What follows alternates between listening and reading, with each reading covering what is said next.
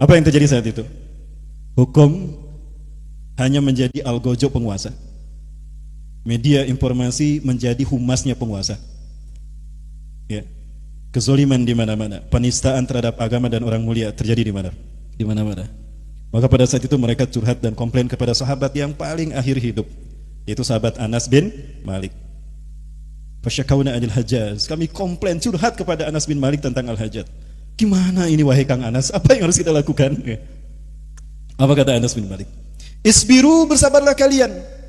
Fa innahu la ya'ti 'alaikum zamanun illa ba'dahu asyarrum minhu. Bersabarlah kalian karena sesungguhnya tidak akan datang satu zaman, satu masa, satu tahun kepada kalian, melainkan zaman, masa, tahun sesudahnya jauh lebih buruk daripada sebelumnya. Terasa tidak? Halo? Ini udah pada ngantuk ya? Di luar dingin, di dalam hangat ya, itu nyenyak banget tidur. Terasa tidak? Ya, jadi jangan harap tahun depan lebih baik daripada tahun ini. Tidak, secara kondisi. Ya. Sekali lagi, kata Anas bin Malik, isbiru, bersabarlah kalian. Fa innahu la ya'ti 'alaikum zamanun illa ba'dahu asyarrum minhu. Bersabarlah kalian karena sesungguhnya tidak akan datang satu zaman, satu masa, satu tahun, melainkan zaman, masa, tahun sesudahnya jauh lebih buruk daripada zaman sebelumnya. Hatta talaqaw rabbakum, sampai kalian bertemu dengan Tuhan kalian. Hakadha sami'tuhu min nabiyyikum Muhammadin sallallahu alaihi wasallam. Demikian yang aku dengar dari nabi kalian, Nabi Muhammad sallallahu alaihi wasallam. Ya. Dan itu memang betul terasa. Zaman kita hari ini, terutama di tanah air kita, tidak lebih baik daripada zaman sebelumnya. Dan itu terasa besar.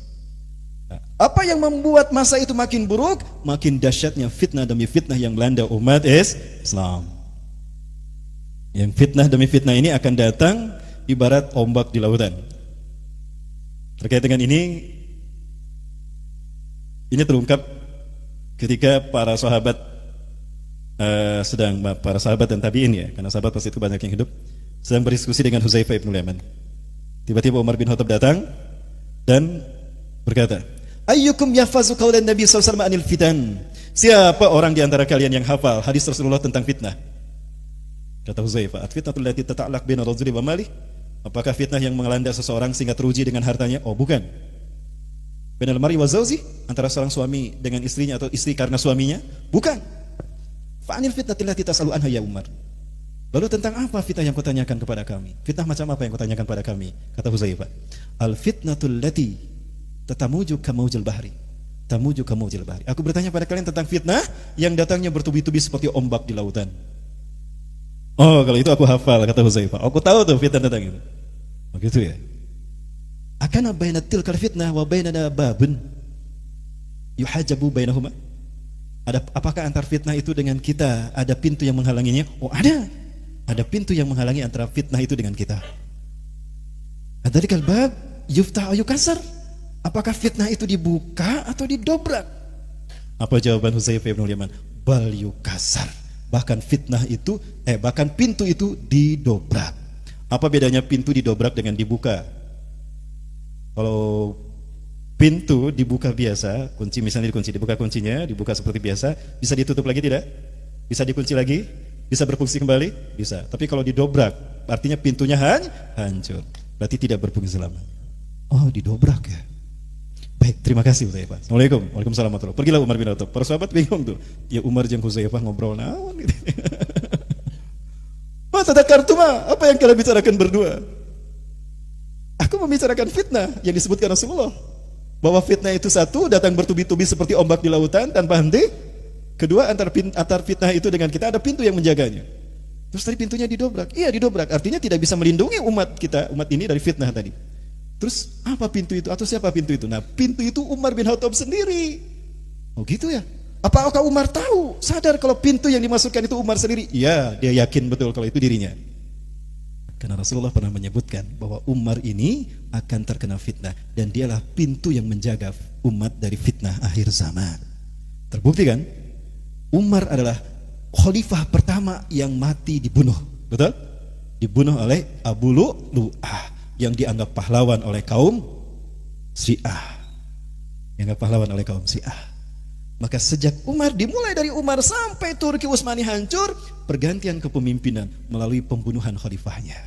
Utsman bin Affan dibunuh, Ali dibunuh, Hasan mati dibunuh dengan cara diracun, Husain dibunuh dipenggal di Karbala, sampai berikutnya. Sampai Sultan Abdul Hamid yang terakhir itu pun dibunuh. Nah ini jelas bagi kita. Betulkah fitnah itu datang bertubi-tubi? Ya, datang bertubi-tubi Bapak yang sekalian. Baik Bapak yang rahmati Allah. Nah, bagaimana kondisi umat Islam pada saat itu? Nah, Rasulullah sampaikan, yushiku an tada'alaikumul umam. Aku khawatir kalian akan dimangsa oleh umat bangsa-bangsa di dunia. Kama tada'al akalatu ila qas'atiyah. Kama tada'al akalata ila qas'atiyah. Sebagaimana hidangan yang siap disantap dari seluruh ujung, dari seluruh arah. Para sahabat berpikir Rasul menyebutkan kita seperti makanan yang akan disantap oleh para pemangsanya dari seluruh arah. Berarti jumlah kita sedikit. Maka mereka bertanya, amin kilatin nahnu yauma idzin ya Rasulullah. Apakah saat itu jumlah kami sedikit ya Rasulullah sehingga kami dimangsa oleh bangsa-bangsa di dunia? Apa jawaban Rasulullah? La, bal antum yauma idzin katsir. Tidak, bahkan jumlah kalian saat itu banyak, luar biasa. Para sahabat makin tidak mengerti, jumlahnya banyak tapi dimangsa oleh bangsa-bangsa di dunia. Ya. Tapi apa kata Rasulullah? Walakinnakum gutsaun ka gutsa'is sahil. Tapi kalian seperti buih di lautan. Walaupun jumlah kalian banyak tapi kalian seperti buih di lautan. Yang namanya buih tinggi menakutkan, tapi kalau kita tebas dengan tangan kita hancur berkeping-keping. Betul? Tidak punya kekuatan, itulah buih. Kayak buih deterjen. Ya, yang ada bermuara di ujung sungai. Besar kan, menakutkan, tapi kalau kita sentuh hancur berkeping-keping. Itulah kita hari ini. Au kalimal fi syatil bahar, atau seperti pasir tepi pantai, hamparannya luas luar biasa, tapi ketika diambil dengan tangan diremas-remas hancur berkeping-keping. Itulah kondisi kita hari ini. Dari 7 miliar umat manusia di dunia, sepertiganya umat Islam. 2 miliar itu kita umat Islam. Tapi nasib kita seperti itu. Walaupun kita menguasai dunia, 2/3 dunia kita kuasai, dan 1315 tahun kita berkuasa, tapi karena kita sudah mulai meninggalkan Quran dan Sunnah, hubud dunia sudah menjangkit kita, maka saat itulah kita tidak punya kekuatan. Maka jumlah mayoritas kita tidak lagi menakutkan bagi musuh-musuh Allah. Wala yanza'anna al-mahabbata min suduri a'daikum.